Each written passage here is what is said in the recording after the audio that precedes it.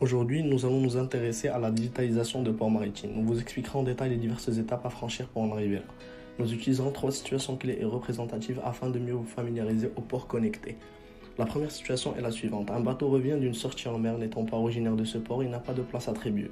Désirant d'amérer son bateau, le capitaine de bord est conscient qu'il doit anticiper son arrivée au port car sinon chercher une place disponible pourrait prendre des heures. Dans un port classique, le capitaine essaierait de contacter le service de commande du port afin d'avoir des infos sur les places disponibles en ayant des risques de ne pas avoir de réponse. Mais grâce au Big Data, il n'aurait même pas besoin de contacter le service de commande. Je m'explique. Par l'intermédiaire de capteurs installés préalablement sur le quai, le service de commande reçoit en temps réel les places qui se livrent. Il les place par la suite sur un serveur, accessible à tous les commandants de bord. Revenons à notre commandant.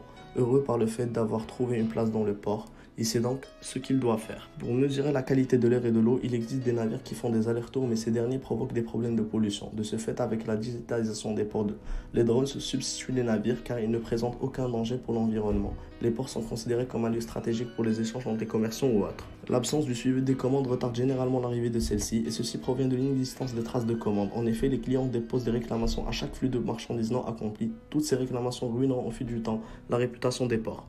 Mais grâce aux données cryptographiques, plusieurs applications ont été mises en place afin de permettre aux acheteurs d'avoir l'historique des marchandises achetées ou d'autres qui permettront de disposer de plusieurs infos concernant l'authenticité de ces marchandises et d'où ils proviennent. Dans cette situation, le monsieur doit signer et approuver 30 documents ayant l'exportation d'un bloc de conteneurs. Cette procédure prend énormément de temps, mais avec la mise en place de la blockchain, le temps n'est plus un souci, car cette technique permet l'exportation ou l'importation de marchandises en utilisant des données certifiées. Afin d'attirer le plus grand nombre de trafics maritimes et faire face aux défis, tous les ports du monde se voient entrer en compétition en essayant de mobiliser toutes les technologies ou influencer tous les acteurs du marché portuaire. La digitalisation de l'espace portuaire devient alors un must. Big Data ou blockchain permettront une bonne gestion de temps et de flux de marchandises et impliquent alors un gain de productivité important.